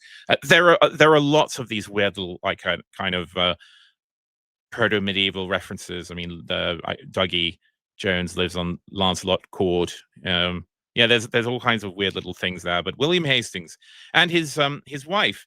And this woman is the actress. Her name is Catherine Guinness. And of course, people know that I'm quite interested in American pop artist Andy Warhol. But if you read Andy Warhol's diary, which is a fascinating, if you like the diaries, it's a fascinating sort of picture of the late 70s and 80s in New York society. But frequently, of course, you encounter Cornelia Guest, because she, when she was very young, traveled and hung out with Warhol's circle.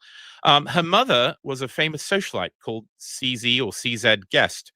In fact, just briefly, Salvador Dali painted her portrait. This is Dali's portrait of CZ Guest from 1958. Debutante of the decade. The debutante of the decade, Cornelia Guest. Yes. And like so many other people who appear in Warhol's diary, you get to see some pretty raw and ugly moments. Literally a portrait of Janie. I didn't say that. Yeah. Anyway, so we meet these two, and then of course the police, the FBI, find in the boot of Mr. Hastings' car, they find a piece of flesh, in a underneath a cooler, and of course this is enough for them to take him into custody. Of course, he has no idea what this piece of flesh is, and of course, the implication, of course, is that it was planted there by someone. But yeah, a very Lynchian thing. This is very much The wife. Yeah, the wife. Well, okay. Thanks, Phyllis. Unfortunately, I'm now looking at the Andy Warhol portrait of Cornelia Guest, and strange things are happening to me. All right. Well, we'll leave that. He's like, I hope this doesn't awaken anything in me. He looks like someone who would destroy my life. Yeah, she probably. Alexa, play My Dream Girl Don't Exist. Yeah, literally.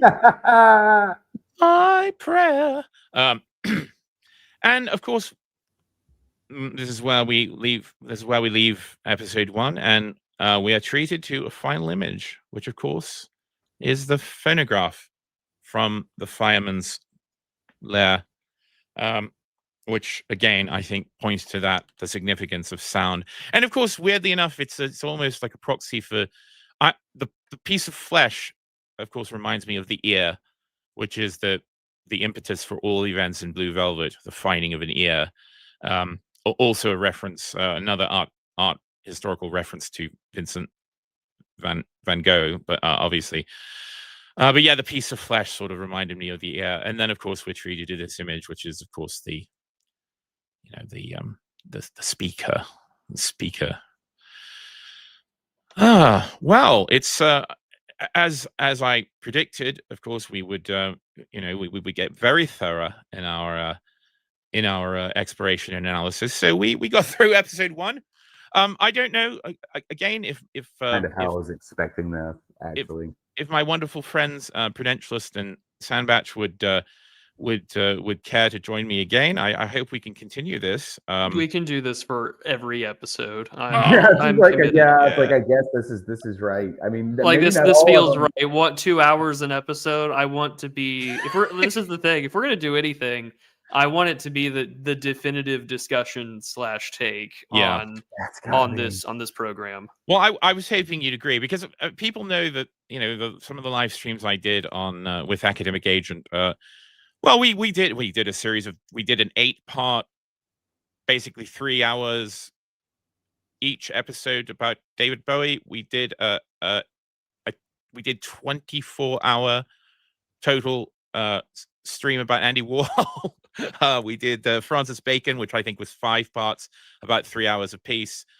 We did 10 hours about the photographs of John Margolese. So I'm very detail oriented, because my mother must have taken a lot of paracetamol when I was in the womb. We're just acetaminophrens. Acetaminophrens. This means we've gone too far, too fast. Lol. Okay, sorry about that. I can't keep up with the velocity of memes anymore. Paracetamol. Sorry, it's the same as Tylenol. I gotta. Is it the British name for it? Yeah, in Britain it's called paracetamol. They're a brand. A bunch of these. They're that brand names. Before we go, I don't know if you. I've got some coffee chats in lieu of super chats to read. I mean, you gentlemen don't have to stay. If you've got to rush off, but it only take a moment. And they disappeared. Where are they? Nope. It's no. Here we go. All right. Coffee friends. Earlier today, Caleb Ashworth was very generous with buying coffees.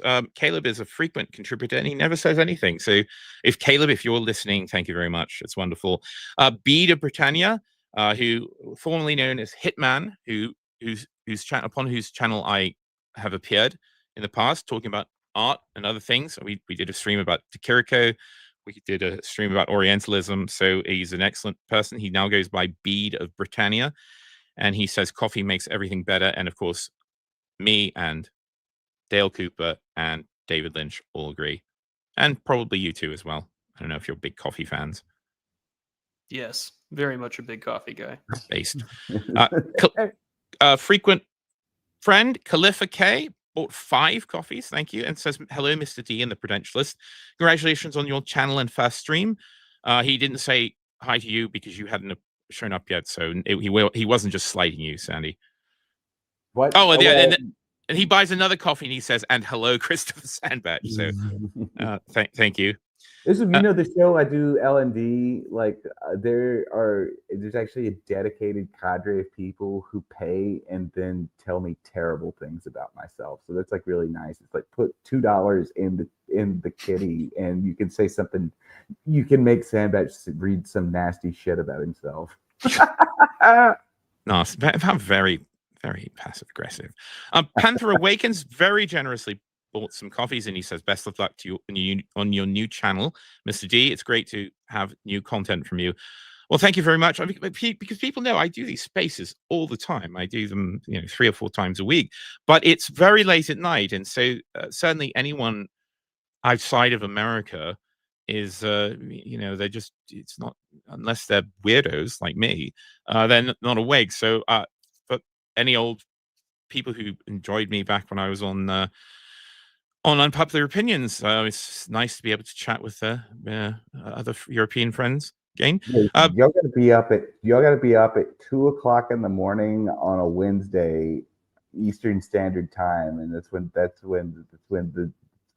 top quality John D / OGC off the cuff content happens. Oh yeah, they're very unique. Those very true. Those spaces, and we get all kinds. I mean, Prude pops in occasionally, and Sandbatch is sometimes there. Our friend Oliver and his French wife. Oliver and the Frog, Charlemagne with his particularly autistic nature, and Red Hawk, and then we get special guests. Oren McIntyre, who comes in on occasion. He was there last week. Popular Twitter poster Martin came in weirdly the other night at the end of the space. So it's great fun if you get a chance. They're not saved. I don't save the spaces. I like the fact that they're ephemeral. So if you happen to be awake, Charlemagne, aka Eeyore. Oh, Charlemagne's not Eeyore. No. Anyway, I like it though. That's either Sandy or me. Yeah, I don't think you're not Eeyore types. I don't know. Paul W. Hall, again, very generously buys some coffees. He says, unfortunately, can't catch the stream live. Meeting some friends tonight. We'll watch it later. Congratulations on the inaugural stream on the channel. Well, thank you, Paul W. Hall, who also occasionally pops in. And then a last one from Novatrix. You really did it. Here for more greatness yet to come. Well, thank you, Novatrix. And yeah, thank you all. And of course, thanks to everyone who's been listening. I had great fun and I really enjoyed the conversation. And of course, the greatest thanks is to my 2 guests, Mr. Prudentialist and Sandbatch. Thank you very much, gentlemen. It was an absolute pleasure. Hell yeah. Yeah, and great fun and insights. So again, we'll schedule part 2. And we will return to the return quite soon. Again, if you're watching this after the fact, if you like the stream, you could certainly visit buymeacoffee.com/John D and send a cup of black coffee, black as midnight on a moonless night, or any kind of coffee, really. I'm not picky. All right, ladies and gentlemen, I love you, and good night.